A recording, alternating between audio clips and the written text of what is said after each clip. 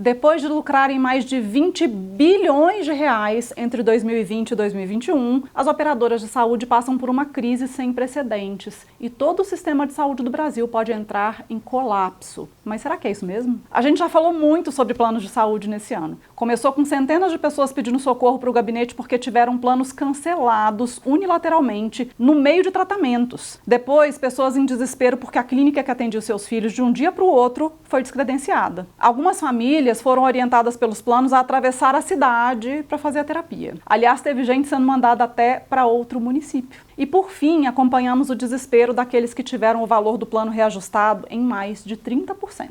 Em todos esses casos, a gente tentava entender por que essas empresas estão fazendo isso. E o discurso é muito consistente. As despesas aumentaram muito, as operadoras estão no vermelho, o modelo de negócio está em risco e tudo isso é por causa da lei que restaurou o rol exemplificativo e também porque os preços dos tratamentos aumentaram muito. É isso que eles dizem. Nós tivemos a oportunidade de receber representantes do setor e da Unimed para uma sabatina na Comissão de Defesa dos Direitos das Pessoas com Deficiência, da qual eu sou presidente aqui na LESP. Fizemos várias perguntas, muitas não foram nem respondidas. E em outras, a resposta fugiu do ponto central. Mas vamos então falar por que essa história de colapso do setor de saúde suplementar está longe de ser uma certeza. Primeiro, a gente perguntou para eles, sem receber uma resposta convincente, o que aconteceu com esse lucro recorde que passou de 20 bilhões de reais entre 2020 e 2021. Bom, as explicações passam por um número escolhido a dedo. Segundo eles, o problema está no tal do prejuízo operacional. Mas por que isso? Esse número que eles falam é um recorte, ou seja, não representa o resultado total. É um cálculo que mostra que o que eles gastaram foi mais do que o que eles arrecadaram dos segurados. À primeira vista pode parecer um número que justifica tudo o que eles argumentam, que o sistema todo está à beira do colapso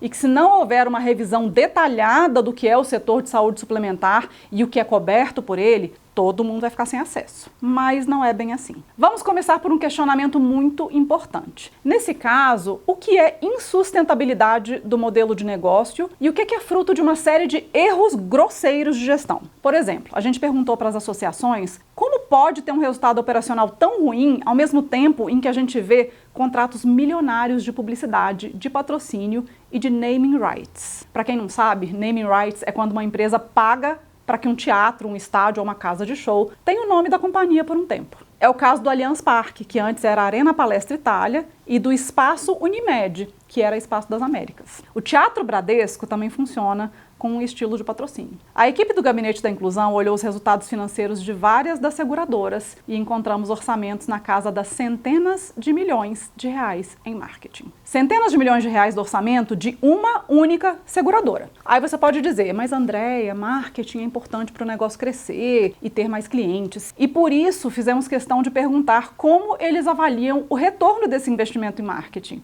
Para cada real gasto, quanto volta? Quantos novos clientes a empresa ganha quando gasta 300 milhões em marketing? A gente não teve resposta. Perguntamos então, depois de ver dezenas de eventos, feiras, reuniões, palestras, fóruns e todo tipo de encontro com passagens e hospedagens pagas para executivos e convidados de agências reguladoras, quanto essas empresas gastam em relações governamentais. Mais uma vez, não souberam responder. E fica mais um questionamento.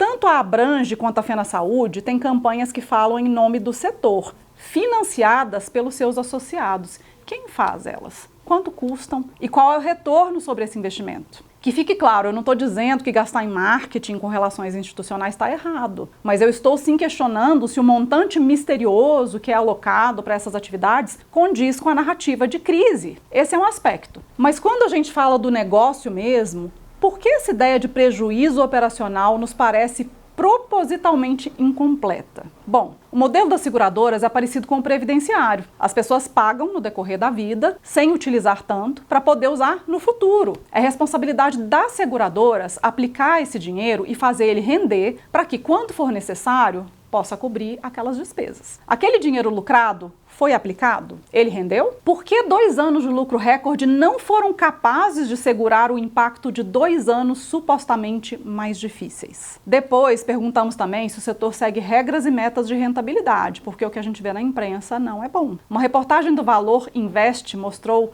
que as 30 cooperativas da Unimed tiveram perdas bilionárias em investimentos inadequados em um fundo da Infinity Asset. Só a Unimed Vitória teve uma perda de 165 milhões de reais. Em resposta ao nosso questionamento, nos disseram que isso não trará impacto aos usuários, 165 milhões de reais. Mas, em seguida, usam os prejuízos operacionais para justificar uma revisão do rol de cobertura e reajustes de planos coletivos em mais de 30%. Aí fica difícil de entender. Como assim o prejuízo das cooperativas não afeta os usuários? Perder centenas de milhões de reais por erros de gestão não faz parte do resultado financeiro? Ainda falando sobre a parte operacional e de gestão do negócio. Os planos de saúde fizeram nos últimos 4 anos muitas aquisições. São movimentos que a gente chama de verticalização. Uma única empresa é dona da clínica, do laboratório, do hospital e do plano de saúde. Entre 2019 e 2022, foram 314 fusões e aquisições, de acordo com a KPMG. Nessa lista, a gente tem a fusão da Notre Dame com a Hapvida, da Sul América com a Rede D'Or, da Unimed com a Oncoclínicas, além de várias aquisições do Fleury e da DASA. Aí a gente pensa, acho que aqueles 20 bilhões foram para isso, né? Por um lado até faz sentido, é uma forma da empresa otimizar processos e custos. Faz tanto sentido que a gente levanta uma outra pergunta. Se uma empresa é dona da seguradora, da clínica, do laboratório e do hospital, quando ela paga pelas consultas, exames, tratamentos, ela não estaria pagando para ela mesma? Imagina o seguinte,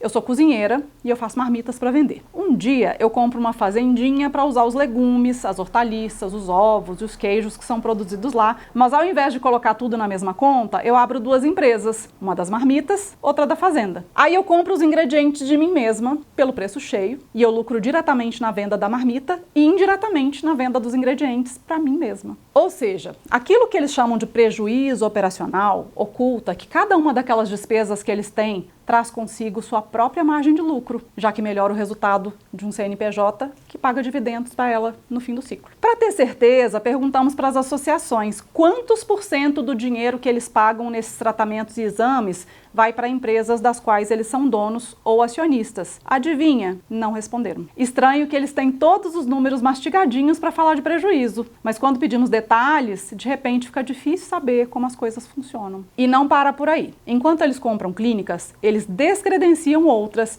e não substituem com equipamentos que têm o mesmo padrão de qualidade. Tem mais coisas que a gente precisa ver quando falamos do negócio. Essas margens pequenas, esses prejuízos, não mostram problemas administrativos? Quem está controlando a forma como essas empresas são geridas?